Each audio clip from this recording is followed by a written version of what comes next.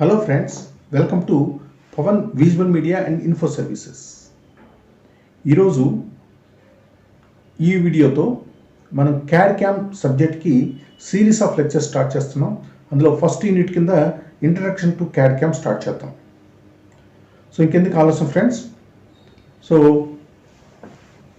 Will start introduction part of the CAD CAM. So CAD means computer aided design, CAM means computer aided manufacturing. అంటే CAD CAM అంటే first we'll start with the simple definitions. CAD CAM, it is the technology concerned with the use of digital computers to perform certain functions in the design and production. అంటే యాక్చువల్గా మనము ఏదైనా manufacturing plant తీసుకుంటే plant లోపల జరిగే operations అన్నిటినీ two types కింద divide చేయొచ్చు. ప్లాంట్ లోపల ఇన్సైడ్ ఆఫ్ ది ప్లాంట్ జరిగే ఆపరేషన్స్ అన్నిటినీ టూ కేటగిరీస్ చేయొచ్చు. ఒకటి ఏంటంటే డిజైన్ రిలేటెడ్ యాక్టివిటీస్, ఇంకోటి మ్యానుఫ్యాక్చరింగ్ రిలేటెడ్ యాక్టివిటీస్. సో ఇది కంప్యూటర్స్ ఇంప్లిమెంట్ చేయకముందు ఎట్లా ఉండేదంటే, డిజైన్ అనేది ఒక సపరేట్ డిపార్ట్మెంట్, వాళ్ళ మ్యానుఫ్యాక్చరింగ్ డిపార్ట్మెంట్తో పెద్ద కాంటాక్ట్స్ ఉంటుంది. సపరేట్ ఐలాండ్, ఇది సపరేట్గా ఇండస్ట్రీలో ఒక చోట ఉంటుంది ఆర్గనైజేషన్లో. అంటే మ్యానుఫ్యాక్చరింగ్ అనేది ఒక సపరేట్ గ్రూప్ ఆఫ్ డిపార్ట్మెంట్స్ ఉంటుంది. ఆ డిపార్ట్మెంట్లో ఈ ప్రోడక్ట్ని డిజైన్ డిపార్ట్మెంట్ ఏదైతే చెప్తారో అది మ్యానుఫ్యాక్చరింగ్ పీపుల్ వాళ్ళు తయారు చేసిస్తారు. ఇంతకుముందు ఏమైంది అంటే, డిజైన్ డిపార్ట్మెంట్ ఒక ఐలాండ్ల కింద ఉండేది. మ్యానుఫ్యాక్చరింగ్ డిపార్ట్మెంట్స్ గ్రూప్స్ అన్నీ కలిపి manufacturing department is separate island, just like island. అంటే two design and manufacturing departments మనం కన్సిడర్ చేస్తే రెండు సపరేట్ ఐలాండ్స్ కింద ఉన్నాయి. ఇప్పుడు డిజైన్ వాళ్ళు ఏదైతే చేస్తారో అది మ్యానుఫ్యాక్చరింగ్ చేయాలి, కానీ డిజైన్ డిపార్ట్మెంట్ వాళ్ళు what is the capabilities of the design the manufacturing section and what is the capabilities of the equipment available and what is the features, what is the skills of the operator, they don't bother. So customer దగ్గర నుంచి కావాల్సిన ఫీచర్స్ని తీసుకొని design department వాళ్ళు the best possible out of this technology, available technology with the design in the design, so they are going to produce that one. Best design ఇవ్వడానికే try చేస్తారు design department. So వాళ్ళ best డిజైన్ని manufacturing section వాళ్ళు because of capabilities of the equipment కానివ్వండి, capabilities of the operator కానివ్వండి, tools availability కానివ్వండి, and other because of investment, other things. So it is not possible to produce the same design into A real product because of so many reasons. అవి produce చేయలేకపోవచ్చు. So అప్పుడు ఏం చేస్తారు, manufacturing section వాళ్ళు మళ్ళీ design డిపార్ట్మెంట్కి request పెడతారు, అయ్యా ఈ ఫీచర్స్ని మేము చేయలేకపోయాము, మీరు ప్రోడక్ట్ని రీడిజైన్ చేయండి అని చెప్పేసి. సో మళ్ళీ అక్కడ ఏం చేస్తుంది, వాళ్ళ ప్రోడక్ట్ రీడిజైన్ చేయడానికి కొంత టైం తీసుకొని మళ్ళీ ప్రోడక్ట్ని రీడిజైన్ చేస్తారు, చేసేసి మళ్ళీ మ్యానుఫ్యాక్చరింగ్ సెక్షన్ వాళ్ళకి ఇస్తారు. మ్యానుఫ్యాక్చరింగ్ డిపార్ట్మెంట్ వాళ్ళు ఏం చేస్తారు, మళ్ళీ కొన్ని ఆపరేషన్ చేస్తారు, ఎక్కడైనా డిఫికల్టీ వస్తే మళ్ళీ అప్రోచ్ అవుతారు. సో ఈ విధంగా ఒక కొత్త ప్రోడక్ట్ని మార్కెట్లో తీసుకోవడానికి చాలా టైం పడుతుంది. ఆ తర్వాత ఇది మార్కెట్లో సస్టైన్ కావచ్చు, సస్టైన్ కాకపోవచ్చు. అగైన్ రీడిజైన్ చేయాలంటే చాలా టైం పడుతుంది, మోడిఫికేషన్ చేయాలంటే. సో ఈరోజు మార్కెట్ చూడండి, సెల్ ఫోన్ ఒక ప్రోడక్ట్ని మనం తీసుకుంటే ఒక 2 monthsలో మీకు ప్రోడక్ట్ అప్సెట్ అయిపోతుంది, కొత్త మోడల్స్ వచ్చేస్తున్నాయి, lot of competition in the market. So customers taste మారిపోతున్నాయి, దానికి తగ్గట్టుగా ఫీచర్ బెటర్ ఫీచర్స్తో, బెటర్ క్యాపబిలిటీస్తో టెక్నాలజీని ఇంప్లిమెంట్ చేసుకుని కొత్త మొబైల్స్ వస్తుంది. ఇంత ఫాస్ట్గా మనం చేయాలి అంటే కన్వెన్షనల్ మెథడ్స్లో కంప్యూటర్స్ లేకుండా, కంప్యూటర్ అప్లికేషన్ లేకుండా డిజైన్ చేయటం, మ్యానుఫ్యాక్చరింగ్ చేయటం అనేది ఒక విధంగా నాట్ పాసిబుల్. ఎందుకంటే ఫాస్ట్గా మార్కెట్ ట్రెండ్కి మనం ఫాస్ట్గా రెస్పాండ్ అయితేనే our product will sustain in the market. Otherwise so our product may not be sustained in the market. Other competitor who is capable of those things, so will their product will sustain in the market and our product may obsolete in the market. So అందుకోసం మనం ఏం చేయాలంటే కొత్త టెక్నాలజీని implement చేసుకుంటూ ఫాస్ట్గా design చేయటం, ఫాస్ట్గా ప్రొడ్యూస్ చేయటం, కస్టమర్కి వీలైనంత ఫాస్ట్గా మార్కెట్ అవైలబుల్ ఉండేటట్టు చూసుకోవాలి. సో దీనికి మనం ఏం చేస్తున్నామంటే కన్వెన్షనల్ మెథడ్స్లో, అంటే డిజిటల్ కంప్యూటర్స్ రాకముందు డిజైన్ ఉండేది, మ్యానుఫ్యాక్చరింగ్ ఉండేది. దాంట్లో మనం కంప్యూటర్స్ని ఇంప్లిమెంట్ చేయటం ఎట్లా? సో అందుకనే it is a technology concern with the use of digital computers to perform certain functions in the design and production. So వీటి గురించి డిస్కస్ చేసేదే క్యాడ్-క్యామ్. అంటే డిజైన్లో కంప్యూటర్స్ని ఎట్లా ఇంప్లిమెంట్ చేస్తాము, యూజ్ చేస్తాము, మ్యానుఫ్యాక్చరింగ్ రిక్వైర్మెంట్స్కి, మ్యానుఫ్యాక్చరింగ్ ఫంక్షన్స్కి కంప్యూటర్స్ ఎట్లా కంప్యూటర్స్ యూజేజ్ ఎట్లా ఇంప్లిమెంట్ చేస్తామో గురించి తెలుసుకునేదే CAD CAM. So first before going in depth of the subject, we'll go for simple definitions. So what is CAD, what is CAD, like that. So first we'll define CAD, computer aided design, can be defined as the use of computer systems to assist in the creation, modification, analysis or optimization of a design. అంటే use of computers in the new product design, కొత్త ప్రోడక్ట్ని scratch నుంచి start చేయడానికి, లేదా already product design ఉంటే existing product design modify చేయడానికి. So అట్లానే analysis part, అంటే మనం ఏదైనా ప్రోడక్ట్ని సమ్ డిజైన్ ఫార్ములాస్ పెట్టి డిజైన్ చేస్తే అది విస్టాండ్ కాకపోవచ్చు, విస్టాండ్ అవ్వచ్చు.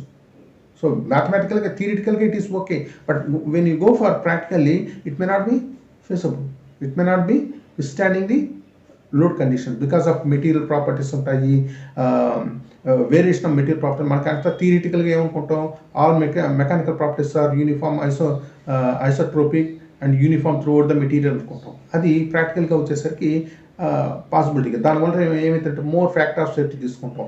మోర్ ఫ్యాక్టర్ ఆఫ్ సేఫ్టీ తీసుకుంటే కాస్ట్ ఆఫ్ ది ప్రోడక్ట్ పెరిగిపోతుంది. డైమెన్షన్స్ 2 mm తీసుకునే దగ్గర 4 mm తీసుకోవాల్సి వస్తుంది. దానివల్ల మనకి థిక్నెస్ పెరుగుతుంది, వెయిట్ పెరుగుతుంది, కాస్ట్ పెరిగిపోతుంది. సో ఇవి మనం కంప్యూటర్ అప్లికేషన్స్లో ఈ ఫ్యాక్టర్ ఆఫ్ సేఫ్టీని తీసుకోవటం, అట్లానే దాన్ని కొత్త ప్రోడక్ట్ని ఫీచర్స్ని క్లియర్గా కరెక్ట్గా ఇంప్లిమెంట్ చేయగలగటం, ఇవన్నీ కూడా సింపుల్ అయిపోతాయి. సో బికాస్ ది కంప్యూటర్స్ వచ్చేసి fast calculating, more accuracy machines. So వీటిని డిజైన్లో, మన కన్వెన్షనల్ డిజైన్లో వాడుకుంటే ఫాస్ట్గా చేయొచ్చు, మోర్ యాక్యురేట్గా చేయొచ్చు, ఎర్రర్స్ని తగ్గించవచ్చు, అట్లానే అదర్ ఫీచర్స్ని యాడ్ చేయొచ్చు.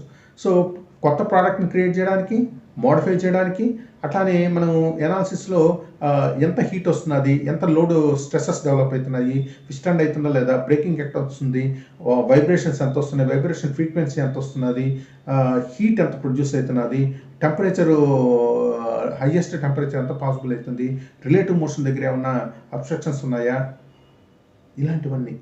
సో వీటన్నిటిని మనము ఈ డిజైన్లో with the use of computers we can do it very fast way and easily. And another one, optimization. Design optimization అంటే మనకి కస్టమర్ దగ్గర నుంచి సో మెనీ ఫీచర్స్ వస్తాయి. ఏమిటవి? వెయిట్ తక్కువగా ఉండాలా, కాస్ట్ ఆఫ్ ది ప్రొడక్ట్ తక్కువగా ఉండాలా, క్వాలిటీ ఎక్కువగా ఉండాలా, మోర్ స్ట్రాంగర్గా ఉండాలా. చూడండి, వెయిట్ తక్కువగా ఉండాలా, మోర్ స్ట్రాంగర్గా ఉండాలా, అట్లానే కాస్ట్ తక్కువగా ఉండాలా, హై క్వాలిటీ ఉండాలా, వైబ్రేషన్స్ రాకూడదు. ఇలాంటి సమ్ ఫీచర్స్ని కస్టమర్స్ ఇస్తాడు. ఈ షేపు జామెట్రికల్గా ఈ షేప్ ఉండాలా, ఆ షేపు మనం ఇంప్లిమెంట్ చేయలేకపోవచ్చు because of the geometrical capabilities of the functioning capabilities of the equipment.